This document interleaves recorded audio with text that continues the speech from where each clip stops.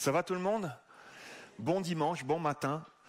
Je suis très heureux d'être là et de découvrir ensemble, à travers la parole de Dieu, ce que Dieu en réserve pour nous ce matin. J'ai prié, je crois vraiment que j'ai une parole que Dieu a mise sur mon cœur pour nous tous ensemble. Et peut-être particulièrement et spécifiquement pour quelques personnes, plus particulièrement ce matin, je crois vraiment une parole de Dieu sur mon cœur. Je naviguais dans les transports parisiens cette semaine, métro, RER, à la grande joie de mon cœur. Voyez-vous ce que je veux dire? Vous voyez de quoi je parle? Et j'étais particulièrement étonné. Des fois, des gens dans le métro doivent se demander. En général, tout le monde est dans sa bulle. Et moi, je suis plutôt hors de ma bulle dans le métro. Je regarde les gens, j'essaie de connecter, de capter, etc. Et j'étais surpris tout à nouveau, étonné de réaliser, en regardant les gens autour de moi, à quel point les gens sont seuls au milieu de la foule.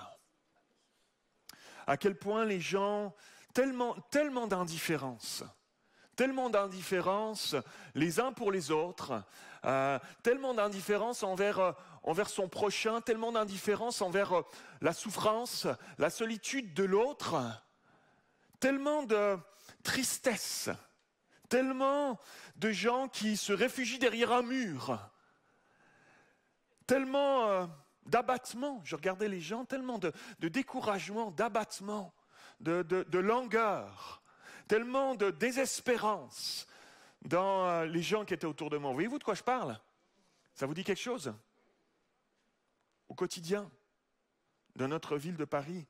Et je méditais là-dessus cette semaine. Je méditais là-dessus, alors que Dieu était en train de déposer ce message sur mon cœur. Je méditais là-dessus. Mes amis, il y a une chose qui prend place dans nos vies dès notre plus jeune âge. Très rapidement, dès qu'on est tout petit, quelque chose prend place dans nos vies, un sentiment avec lequel nous faisons connaissance très tôt dans nos vies, que nous côtoyons très souvent dès notre tendre enfance.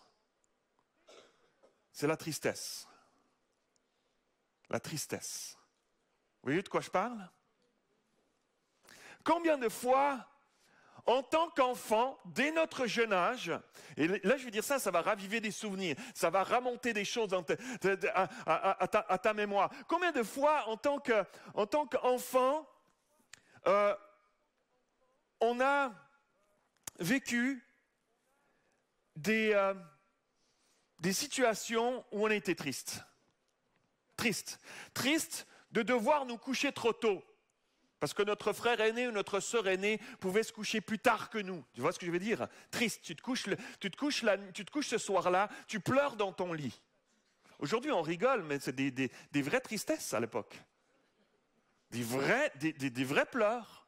On ne pleure pas pour rien à cette époque-là. Notre petit monde, à nous, s'écroule. Hein? Triste de ne pas pouvoir manger cette crème glacée à laquelle j'ai aspiré tant et tellement, et que j'ai réclamé, que j'ai tiré sur le manteau de mon père, avec tellement d'enthousiasme, je ne l'ai pas eu finalement. Triste. Mon monde s'écroule, mon monde s'est écroulé à l'époque. Triste que maman ne m'ait pas acheté ce jouet que je réclamais au supermarché en passant dans l'allée. Je le voulais tellement. Il m'appelait, il me parlait. Il me parlait, ce jouet. C'était mon meilleur ami. Non. Et elle a dit non. Mon monde s'est écroulé. La terre s'est arrêtée de tourner à ce moment-là. Triste de m'être fait moquer de moi dans la cour d'école. Triste d'avoir perdu un ami. Triste.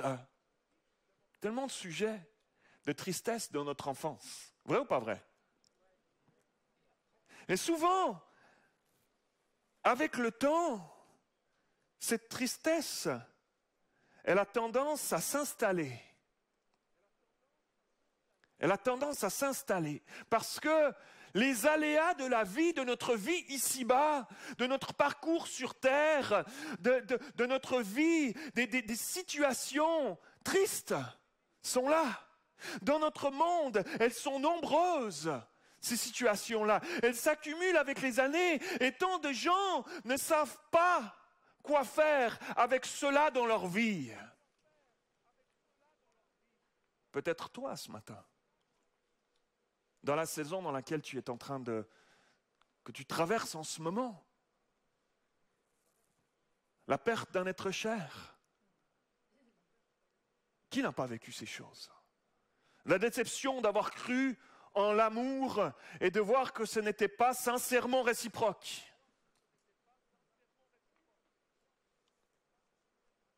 Je parlais il y a quelque temps avec une femme célibataire de l'église et qui me partageait sa souffrance en voyant les années qui passent.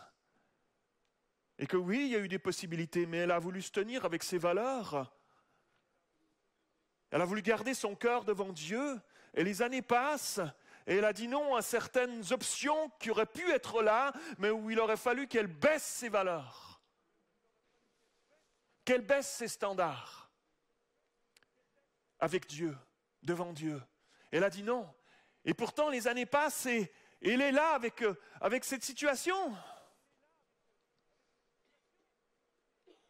Je laisse la tristesse s'installer ou pas?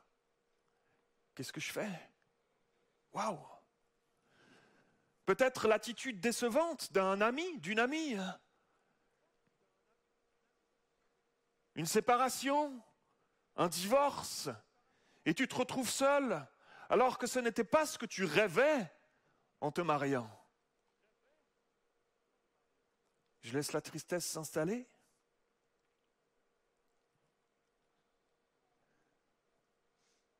De voir tes enfants qu'un week-end sur deux. Peut-être que la colère a fait place à la tristesse après un licenciement abusif. Pourquoi? Leurs excuses n'étaient pas valables. Pourquoi? C'était quoi? Mes compétences? Mon arrière-plan? Mon CV pas assez bien? La couleur de ma peau? C'était quoi? Est-ce qu'on laisse la tristesse s'installer? La tristesse d'une mère, d'un père qui voit ses enfants ne pas suivre Dieu. La pression de tes supérieurs au travail qui veulent toujours plus de rendement et d'argent au détriment des personnes. La méchanceté humaine. Et tant de choses autour de nous. On a tous un sujet ou un autre qui nous rend tristes quand on y pense. Vrai ou pas vrai? Pasteur Mathieu, il va y avoir un moment où ça va être encourageant ce matin? Oui, ça vient.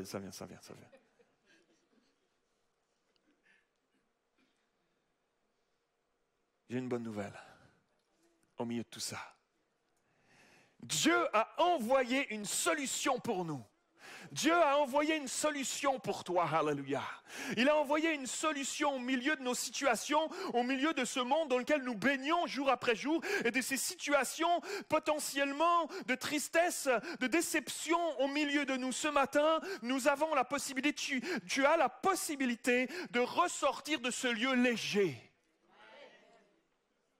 Que celui qui a des oreilles pour entendre, entende.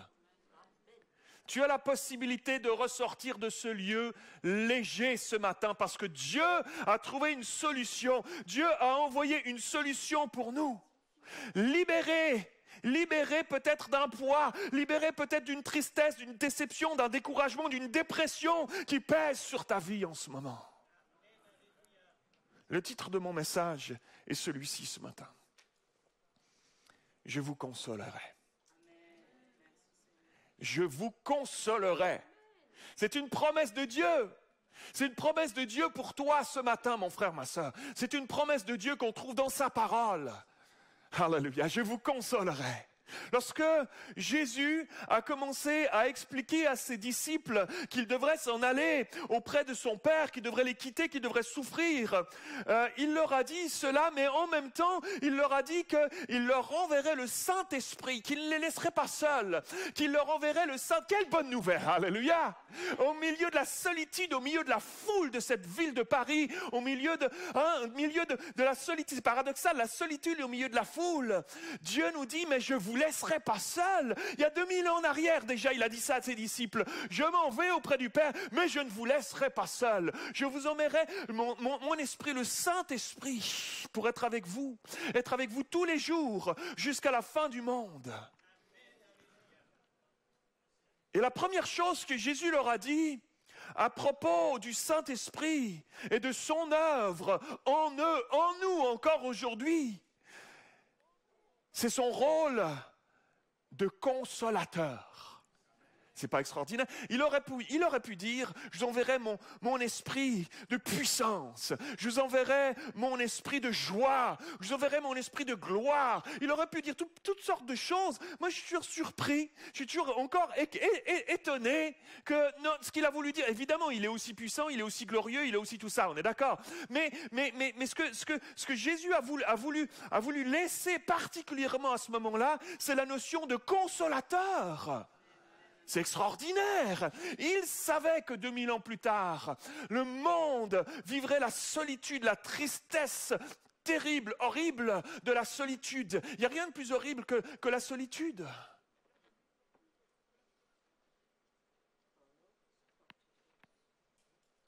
Le consolateur. Et je prie de tout mon cœur ce matin. Je prie de tout mon cœur, j'espère de tout mon être. Je proclame de toute ma foi ce matin qu'au-delà du message qui sort de ma bouche, tu puisses expérimenter ce matin. Tu puisses expérimenter par la puissance du Saint-Esprit qui est vivant, qui est agissant encore aujourd'hui, qui est là au milieu de nous ce matin, cette consolation surnaturelle que Dieu aimerait te donner. Qu'il aimerait faire couler sur ta vie comme un baume sur ton cœur. Il aimerait t'envelopper ce matin de son esprit de consolation. Alléluia. Il n'y a rien de mieux que cela. Il n'y a rien de mieux dans ce monde lorsqu'on traverse des vallées de pleurs, des vallées de douleur, des vallées de souffrance. Il n'y a rien de plus efficace que l'enveloppement de son esprit qui nous console comme seul Dieu peut le faire. Alléluia. Moi, je suis enthousiasmé. Moi, je suis enthousiasmé parce que Dieu est vivant. Il est au milieu de nous. Et il est agissant encore aujourd'hui. Il y a tellement d'espoir pour toi. Il y a tellement d'espoir pour nos vies ici-bas. Alléluia. Dieu aimerait t'entourer ce matin. Il aimerait t'envelopper ce matin. Alléluia. Il aimerait t'envelopper de son amour. Il est vivant et il est présent aujourd'hui. Alléluia. Alléluia. Jean 14, 26 dira ceci. Mais le consolateur, l'Esprit Saint que le Père enverra en mon nom, c'est Jésus qui dit ceci, vous enseignera toutes choses et vous rappellera tout ce que je vous ai dit. Wow. Jean 15, 26, florilège, quelques versets. Jean 15, 26. Quand sera venu le consolateur que je vous enverrai de la part du Père, l'Esprit de vérité, alléluia. L'Esprit de vérité qui vient du Père, il rendra témoignage de moi. Alléluia. Wow. Jean 16, 13. Quand le consolateur sera venu, l'Esprit de vérité, il vous conduira dans toute la vérité. Car il ne parlera pas de lui-même, mais il dira tout ce qu'il aura entendu et il vous annoncera les choses à venir. Alléluia. Le consolateur. Aujourd'hui, tellement de personnes autour de nous sont découragées, déprimées, dépressives. C'est la maladie du siècle, dit-on. Le monde qui nous entoure est malade, triste. Et comme si Dieu l'avait anticipé, comme s'il savait que dans ces temps que nous vivons, dans ces temps de la fin, tant de gens seraient pris, seraient assaillis, enchaînés par ces choses. Il a donné une solution. Il a donné le pouvoir de s'en sortir par la puissance du Saint-Esprit. Le pouvoir de s'en sortir. Je crois qu'il est possible d'être consolé de tout. Quelqu'un a besoin d'entendre ceci ce matin. Je crois qu'il est possible d'être consolé de tout et de vivre libre. C'est ce que nous trouvons en Jésus-Christ. Il n'y a pas d'autre espoir dans ce monde. Le seul espoir véritable, c'est lui. Parce qu'en lui, nous avons tout. Nous trouvons tout en lui. 2 Corinthiens, chapitre 1, verset 3. Béni soit Dieu, le Père de notre Seigneur Jésus-Christ, dira l'apôtre Paul, le Père des miséricordes et le Dieu de toute consolation. Ah, il n'y a pas que le mot consolation, vous remarquez? Juste avant, le Dieu de toute consolation qui nous console dans toutes nos afflictions, alléluia, qui nous console, quelqu'un a besoin d'entendre ceci ce matin, qui nous console dans toutes nos afflictions, afin que par la consolation dont nous sommes l'objet de la part de Dieu, t'imagines, si tu es en train de, écoute bien ceci ce matin, alléluia, si tu es en train de traverser une vallée difficile, une vallée profonde, laisse-moi te dire, entends ceci ce matin, tu est l'objet de la part de Dieu de sa consolation. Afin que par la consolation dont nous sommes l'objet de la part de Dieu, nous puissions alors consoler ceux qui se trouvent dans quelque affliction. Wow. Dans ce texte, mes amis, il est parlé de Dieu comme un Dieu qui nous console dans toutes nos afflictions. Le terme grec ici, c'est le mot klypsis. Klypsis dans le grec qui veut dire affliction, tourment, détresse. Mais ce mot veut aussi dire pression, oppression. Waouh! Littéralement, ce mot dans le grec parle de comme on presse une grappe, presser durement une grappe, écraser, oppresser. Pressé littéralement. C'est ça dont nous parle ce mot dans le grec. Mes amis, dans notre monde d'aujourd'hui dans lequel nous vivons, on est tellement confrontés comme jamais à la pression du monde qui nous entoure. Pression du monde. Ce qu'on est en train de vivre en ce moment, la parole de Dieu est tellement vivante. Elle nous parle de notre actualité, mes amis. Dieu savait, Dieu anticipait toutes choses. Aujourd'hui, notre monde alentour, il y a comme une pression qu'on vit. Nous ne sommes pas en Ukraine en ce moment, mais toutes les répercussions, les conséquences de ce qui est en train de se passer là-bas nous pressent, nous, aujourd'hui, ici en France aussi. Vrai ou pas vrai? L'inflation, le pétrole, je vais faire mon plein, etc. Tout augmente, même le pass Navigo a augmenté cette année. Tout augmente, mes amis, tout augmente. Et les salaires augmentent-ils aussi vite que? Non, je ne suis pas là pour faire je suis pas là pour te dire va mardi, etc. Je ne suis pas là pour dire ça. On fait pas ça là. Mais est-ce que il y a une pression qui est là sur nos vies, dans notre monde, la géopolitique alentour de nous. Il se passe des choses à l'autre bout du monde et l'autre partie du monde tremble. Il se passe et ça met une pression jusque sur nos vies, jusque dans notre quotidien. Quand je vais faire mes courses dans mon porte-monnaie, ça a une pression sur nous. Klypsis. Waouh! La pression au travail. C'est pression de production aujourd'hui. Il faut produire. Et si tu ne produis pas assez, tu es licencié. Il faut produire. Il y a une pression klypsis, il y a une pression. Comme une grappe qu'on presse. Des fois, peut-être que tu te sens comme ça quand tu sors du travail, quand tu finis ta semaine, ou même quand tu retournes le lundi au travail. Tu as peur d'y aller parce que tu sens, tu la connais cette pression-là qui presse comme ça. Pression financière. Pression sociale, le regard des autres aujourd'hui. On pourrait parler longtemps, tout ça, il y a tellement d'exemples dans le monde dans lequel on vit. On vit toutes sortes, on subit toutes sortes de pressions alentour, la pression sociale. Aujourd'hui avec les réseaux sociaux, c'est fou, ce qu'il y a besoin de paraître. Et plus tu as de followers, plus il en faut. Et tout à coup, t'en as un peu moins. Il y a des influenceurs qui se sont suicidés. Parce qu'ils sont arrivés tellement là-haut, c'est suivi par des centaines de milliers, suivi par des millions, puis tout à coup, hop, quand tu es tout en haut de la montagne, tu peux qu'une chose, il peut arriver qu'une chose, c'est que tu redescendes. Tu vois, quand tu es tout en haut, c'est difficile d'aller plus haut. C'est juste, et puis quand tu te remets à descendre, c'est insupportable. Tout à coup, l'image qu'on va avoir de moi, la pression sociale, pressée. Dans le monde dans lequel on vit aujourd'hui. Et tant de gens n'arrivent plus à faire face à tout ce stress. Ça devient véritablement une oppression, comme un étau qui te serre, comme un étau qui te presse. Et tant de personnes angoissées aujourd'hui.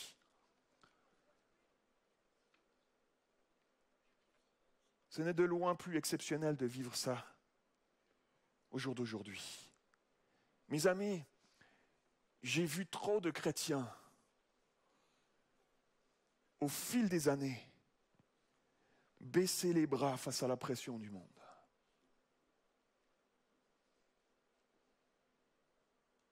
J'en ai trop vu abandonner.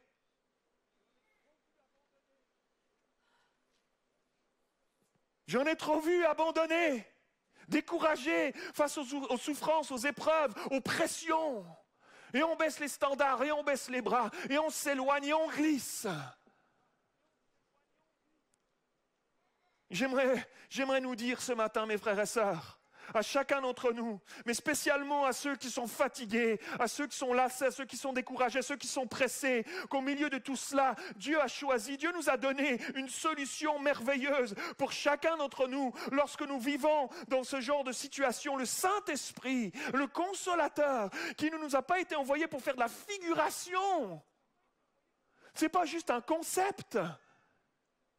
Il est le consolateur. Il est le consolateur de ceux qui sont affligés, de ceux qui sont pressés comme des grappes, oppressés, déprimés. Et ce texte nous dit qu'il nous console dans toutes nos afflictions, nos pressions, nos oppressions. Alléluia. J'ai une bonne nouvelle ce matin. Il n'y a pas une pression que tu subis dont il ne soit pas capable de s'occuper. Il n'y a pas un sentiment à l'intérieur de toi qu'il ne soit pas capable de consoler. Il n'existe pas de situation qui prenne Dieu de court. Mais plus loin que ça encore. Plus loin que ça encore. Le but de Dieu est non seulement de ne pas nous laisser seuls, de nous consoler, mais que dit la fin de ce verset qu'on vient de lire ? Afin que par la consolation dont nous sommes logés à la part de Dieu, Dieu aimerait nous consoler, Dieu aimerait prendre soin de ce qu'on traverse en ce moment, nous personnellement, il aimerait nous porter, il aimerait nous sortir de là, il a une solution pour nous, mais en même temps que nous puissions consoler ceux qui se trouvent dans quelque affliction. Alléluia. Ça, mes amis, en ce moment, on se trouve dans le cœur de l'essence même du cœur de Dieu. Alléluia. Dieu désire nous guérir en profondeur, mais il a un objectif pour ça. Il aimerait nous faire briller. Il aimerait nous faire briller pour que nous, on puisse aller apporter son nom au-delà de nos vies, au-delà de moi, mon défi, ma souffrance. Il aimerait nous guérir afin qu'on relève la tête et qu'on voit la souffrance autour de nous et dire parce qu'il m'a guéri de ma souffrance, parce qu'il est venu me chercher dans mon désarroi, parce qu'il est venu me libérer de ces choses-là, alors moi je vais l'aider. Je relève la tête. Et je vois autour de moi ceux qui traversent aussi ces moments-là. Je veux me laisser utiliser par Dieu, servir par Dieu pour aller prendre soin d'eux, pour me laisser utiliser par lui, pour aller aider mon prochain là où il en a besoin. Quelqu'un dit Amen. Quelqu'un applaudit le Seigneur. J'ai vu 2-3 personnes qui faisaient ça. Quelqu'un applaudit le Seigneur ce matin. Alléluia. Alléluia. Alléluia. Cette consolation n'est pas comparable à quelque chose qu'on peut recevoir dans ce monde, mes amis. Elle est surnaturelle. Elle n'est pas motivée, elle n'est pas initiée par un quelconque sentiment de bonté ou d'empathie humaine. Ce n'est pas de ça qu'on parle ce matin. Elle prend sa source dans l'amour infini de Dieu. Alléluia. Son amour, sa compassion, tellement extraordinaire pour nous, pour ses enfants. Et c'est pour ça qu'elle console véritablement. Qu'elle console vraiment, pas comme les hommes le font de manière si limitée. C'est pour ça que nous avons tellement et impérativement besoin dans nos vies de laisser le Saint-Esprit nous envelopper ce matin. Alléluia. Ce mouvement surnaturel du Saint-Esprit en nous. Parce qu'imaginez-vous, cette consolation, elle est si puissante qu'elle est capable de nous combler au point qu'elle nous sort de notre propre désarroi, duquel on n'arrivait pas à sortir par nous-mêmes.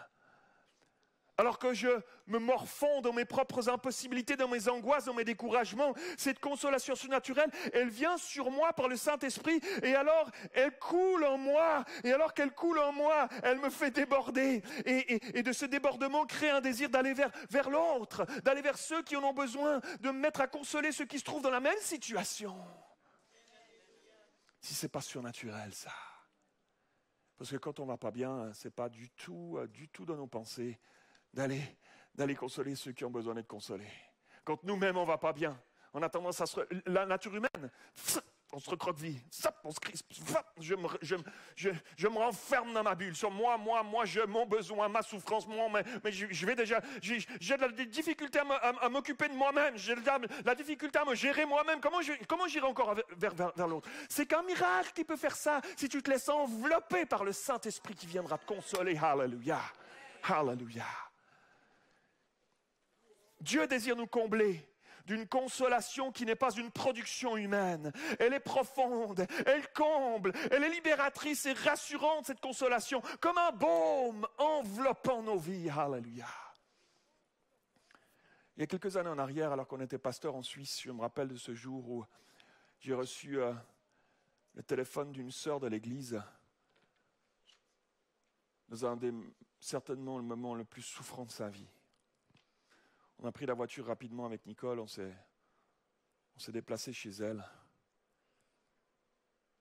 Et elle nous dit qu'elle vient de perdre sa fille de 11 ans.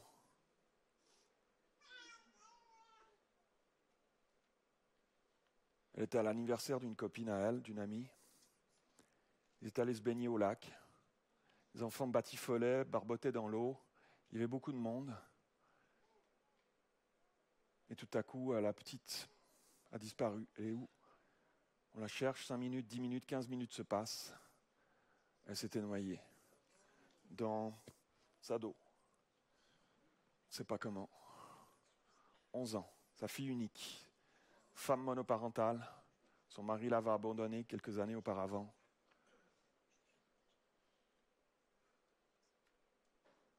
La tristesse profonde, viscérale, tu ne peux pas... Que faire? Que dire?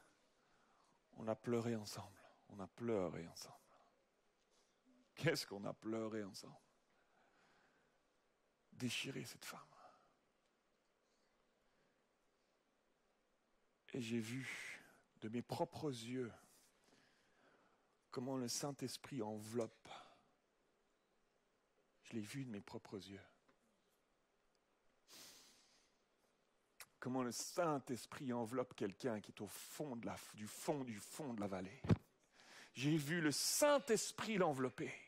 J'ai vu le Saint-Esprit la consoler. J'ai vu le Saint-Esprit la porter. Les jours des funérailles, je me rappellerai toujours de la voir arriver, évidemment déchirée encore à l'intérieur, mais portée par Dieu. De voir les camarades de classe de sa fille qui étaient là et qui étaient en larmes, en pleurs. Elle venait se jeter vers la maman.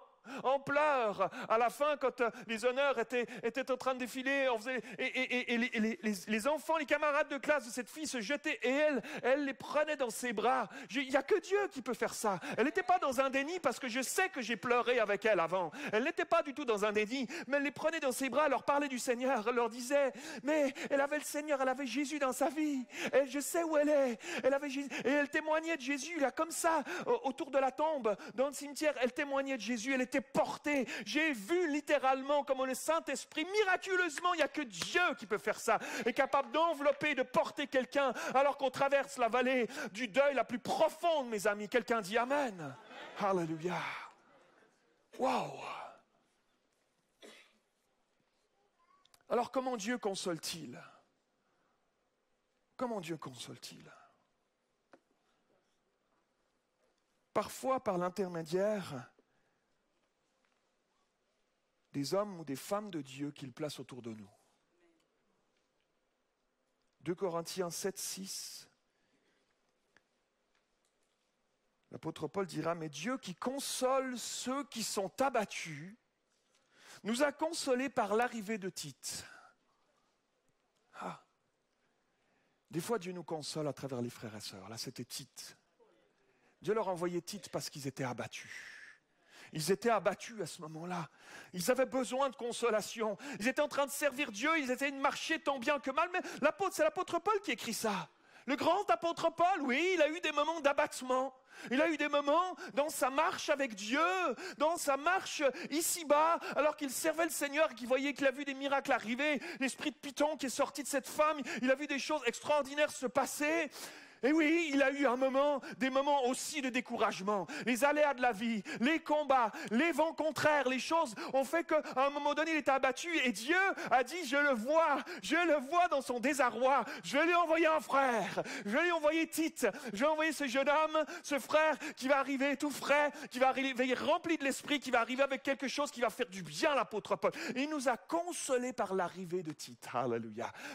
Et l'apôtre Paul dit que c'est Dieu qui fait ça. Dieu envoie des frères et sœurs. Dieu qui console ceux qui sont abattus, nous a consolés par l'arrivée de Tite. Alléluia.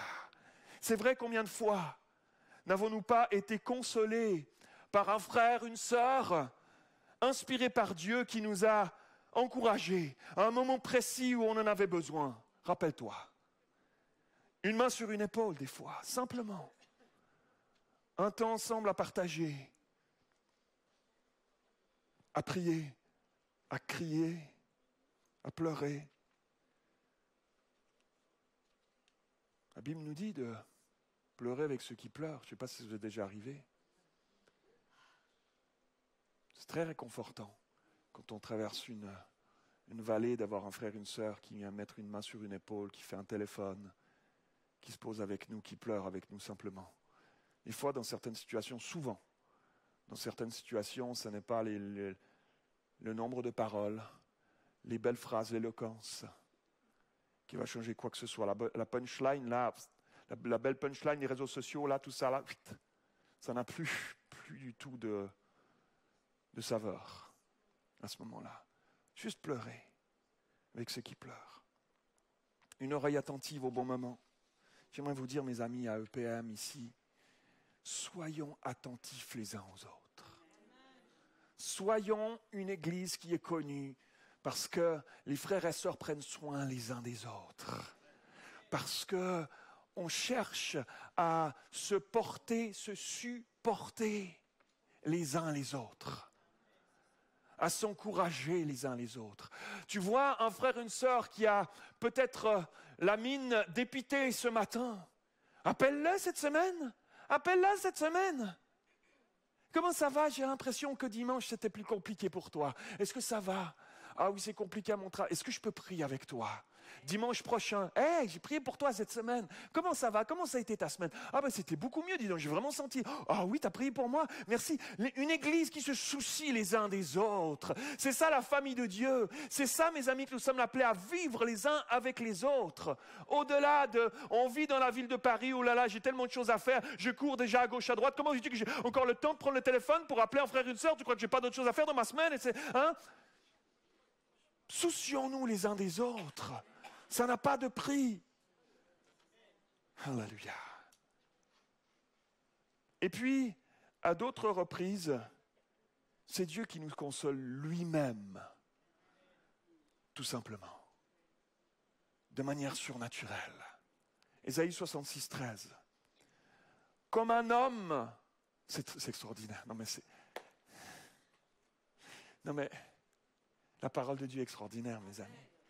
Comme un homme que sa mère console. Non mais, regarde ici un instant. La parole de Dieu prend le temps de nous expliquer qu'en Dieu, nous trouvons tout. Ce n'est pas juste un père, c'est aussi une mère. Complet. Nous avons tout pleinement.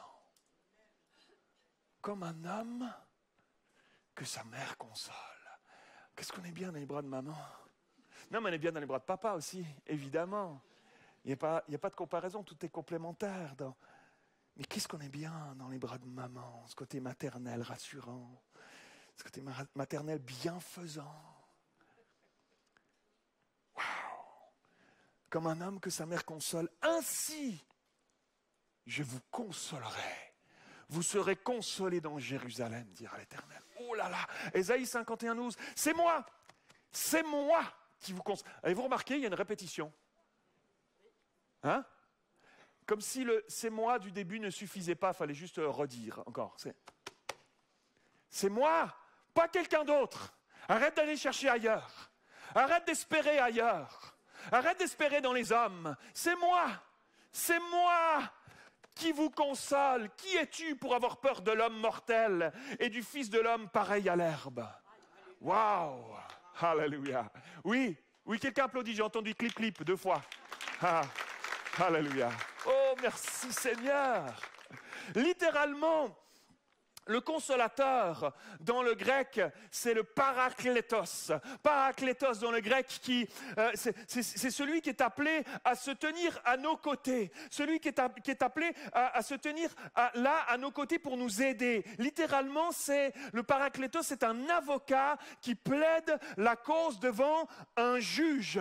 Waouh! Un conseiller pour notre défense, une aide juridique, un intercesseur. Wow! Ok. 1 Jean 2:1 dira ceci. Mes petits enfants, je vous ai écrit ces choses afin que vous ne péchiez point. Et si quelqu'un a péché, nous avons un avocat, un paraklétos. Nous avons un avocat auprès du Père, Jésus-Christ le juste. Wow! Mais, pasteur Mathieu, quel est le lien entre la traduction consolateur et le mot paraklétos? Tu viens nous dire la traduction littérale qui nous parle d'une aide juridique, d'un avocat qui plaide notre cause. Quel rapport? Imaginez-vous quelques instants accusé dans un tribunal. Ok? Tu es accusé dans un tribunal. Sur le banc des accusés, avec un ténor du barreau en face de toi, qui est là, sans pitié, il veut juste détruire ta vie. Il veut juste te détruire le plus possible. Il est sans pitié, il est redoutable, il est là, il est cruel, le plus cruel de toute l'histoire de l'humanité. Et il est là et il t'accuse et il veut te faire condamner à mort. C'est ce que la Bible nous dit de Satan. Satan est l'accusateur des frères. Il cherche à nous accuser jour et nuit devant Dieu, nous dit le livre d'Apocalypse, Apocalypse 12, 10. Et imaginez-vous, au milieu de ce tribunal, dans cette position, assis sur le banc des accusés. Quelle panique! Wouhou! Quelle panique, mes amis! Alors, au milieu de ce tribunal, et face à cet accusateur qui a tant de choses à dire pour nous accuser, nous accabler, et c'est vrai, tant de fois je me trompe, je fais des erreurs, je faute, il a des choses à dire sur nous. Des choses vraies, mais aussi des mensonges, c'est le père du mensonge. Alors, est-ce que ça ne serait pas, au milieu de tout ça, un immense réconfort, une immense consolation, de voir arriver dans la salle d'audience un avocat qui nous rachète. Un avocat qui nous rachète, qui nous fait gracier face à toutes ces accusations. Qui dit, j'ai payé le prix de sa caution, je rachète sa faute, j'ai pris sa place, il peut sortir, elle peut sortir, alléluia. Et vous sortez du tribunal libre, quelle grâce mes amis, quelle consolation, n'est-ce pas? C'est ça qui nous arrive. C'est exactement ce que Jésus est venu faire pour nous. Et aujourd'hui encore, il atteste de cette œuvre dans nos vies par son esprit. 2000 ans plus tard, après sa mort et sa résurrection sur la croix, il est venu racheter nos vies tristes et mornes loin de lui. Alléluia. J'aimerais dire ceci à ce stade. Préciser que le Saint-Esprit n'est pas juste un concept. Il n'est pas juste un vent. Il n'est pas juste une aide lorsque nous en avons besoin. Au secours. Il est une personne. il est vivant au milieu de nous. Il est la troisième personne de la Trinité divine. Il est l'Esprit de Dieu. Il n'est pas juste celui qui console, il est le consolateur. Alléluia. Alléluia.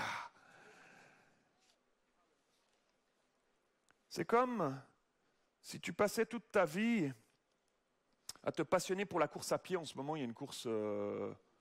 J'ai été bloqué un peu pour venir. Je suis passé par l'île métropole pour venir jusqu'à Paris, pratiquement. Une course à pied. C'est comme si tu te passionnais pour la course à pied toute ta vie. Mais le jour où tu t'entraînes à courir avec Usain Bolt, ça va changer ta vie.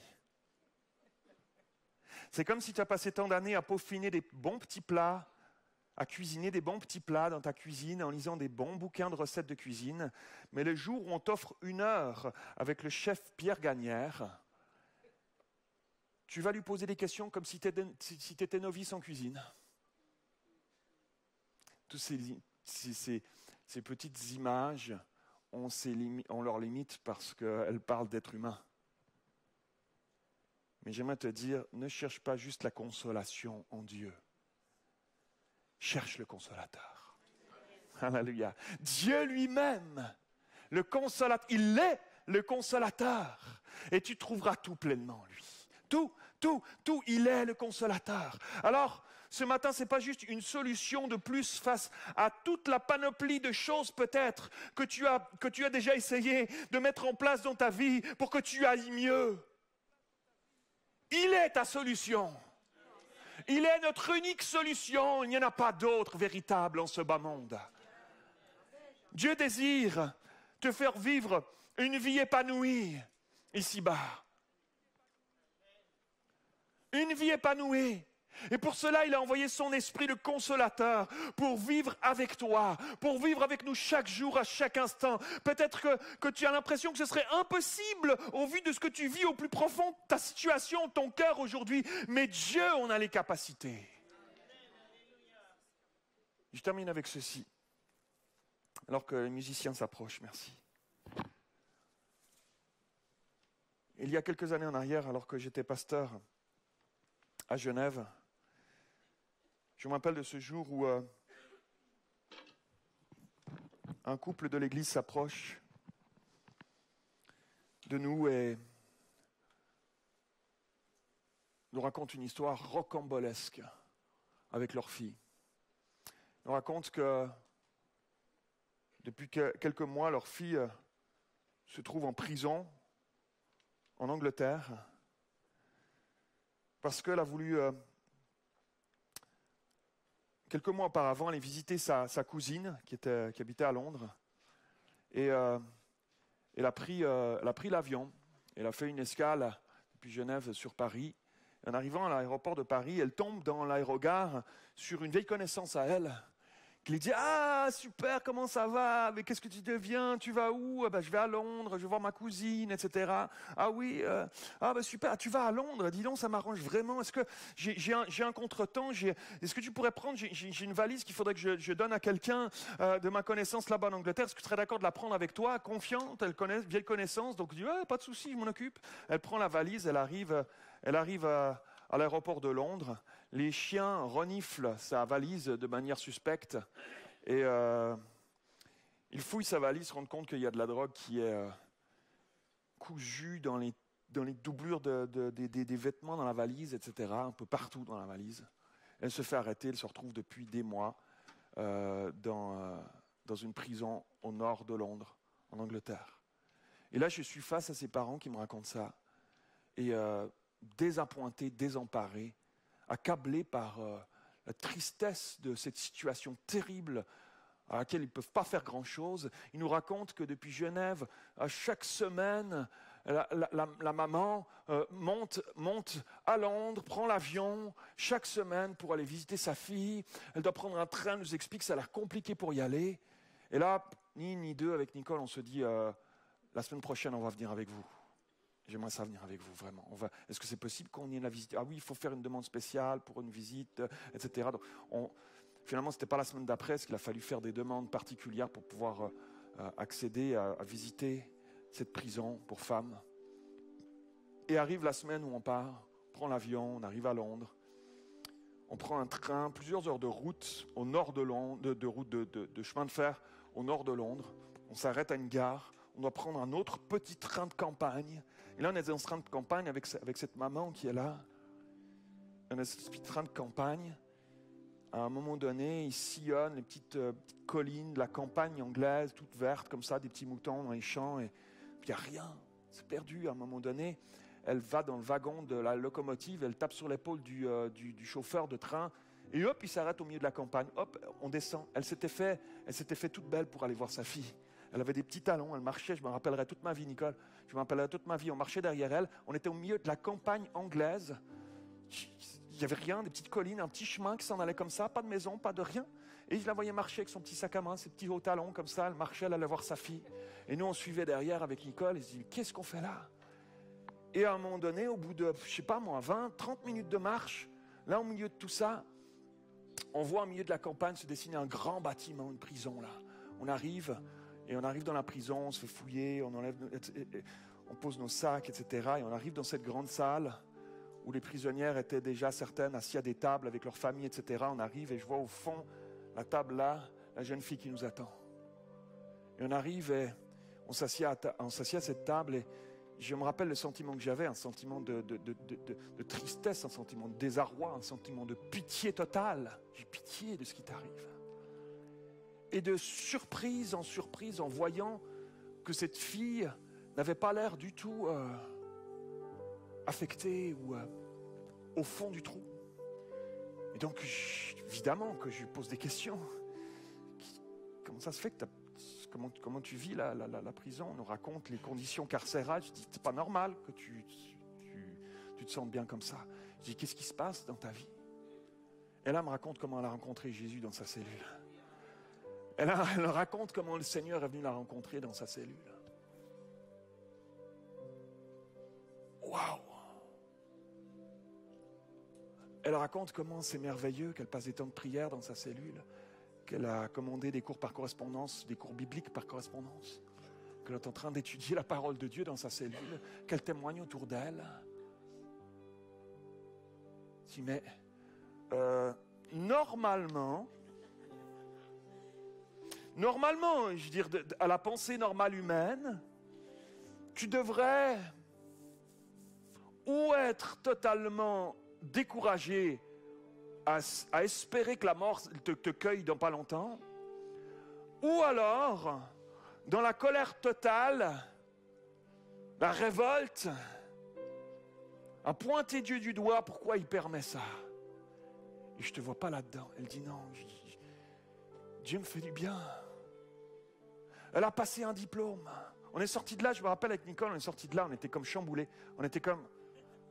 On venait de prendre une leçon par une jeune fille de comment Dieu est capable de venir te rencontrer, te tenir la main au milieu de ta tempête. Des fois, on crie à Dieu pour qu'il nous épargne des tempêtes. Mais souvent, Dieu te dit non. Je permettrai parfois. Ça m'appartient. Mais je serai avec toi dans la tempête. Il était avec elle dans sa tempête. Il lui tenait la main, il la portait dans ses bras. Le psaume 91 nous dit qu'il enverra ses anges pour te porter dans leurs bras, de peur que ton pied ne heurte contre une pierre. Alléluia. Elle était portée par Dieu, mes amis. Dieu te porte. Dieu aimerait te porter dans la situation que tu traverses en ce moment. Dieu aimerait te porter. Il aimerait t'accompagner. Il aimerait t'envelopper alors que tu te sens pressé comme une grappe. Il aimerait te porter. Il aimerait te soulager. Il aimerait te libérer de tout ce qui presse, qui t'oppresse. Il aimerait te libérer, que tu sortes de ce lieu léger. Parce qu'il te portera, parce que tu sauras que tu pourras aller dans ta situation. Peut-être que les vents souffleront encore pendant un certain temps, mais tu sauras qu'il te porte et qu'il te conduit. Alléluia. Elle est restée encore plusieurs mois là. Ça lui a permis de faire un diplôme.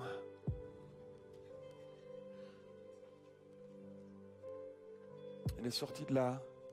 Aujourd'hui, elle est mariée, elle a une famille, elle suit le Seigneur. Marche avec Dieu, fais-lui confiance. Confie-toi en lui, laisse-le t'envelopper ce matin. Est-ce qu'on peut incliner nos têtes en terminant? Alléluia. Est-ce qu'il y en a ici ce matin qui disent oui, c'est moi? Oui, c'est moi, pasteur Mathieu. Oh, je me suis laissé presser. Trop souvent, je me laisse presser encore. Par ce monde, par les pressions, par mes vieilles blessures.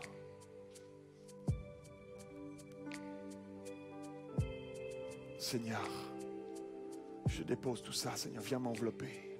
S'il y en a qui disent, Seigneur, viens m'envelopper, lève ta main là où tu es. Oui, alléluia. Le Seigneur t'enveloppe ce matin. Saint-Esprit t'enveloppe ce matin. Il est là.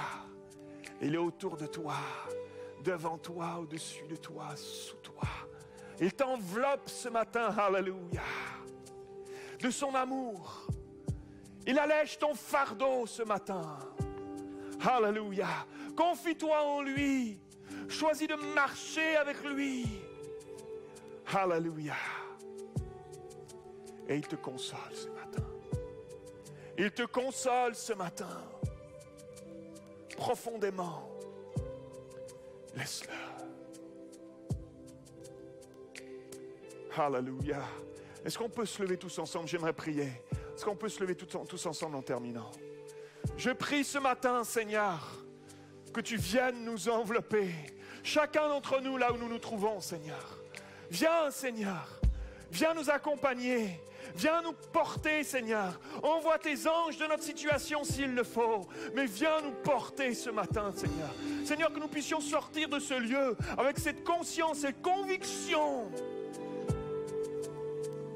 que tu es là. Cette conviction que tu nous accompagnes. Cette conviction que tu nous portes. Léger. Léger, alléluia.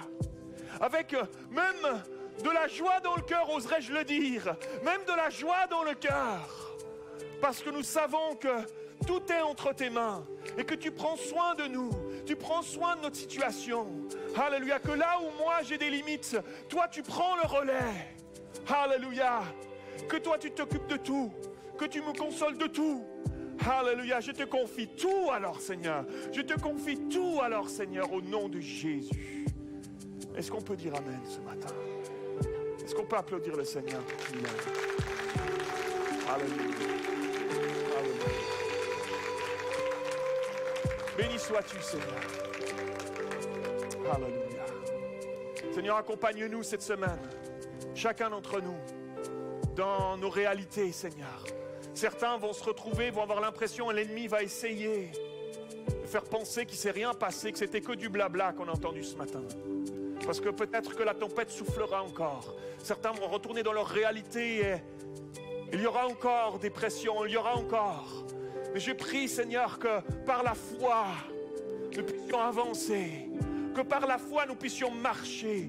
Cette foi qui déplace les montagnes. Équipe-nous de cette foi ce matin, Seigneur Jésus. Confiez en toi, confiant en toi, Seigneur Jésus.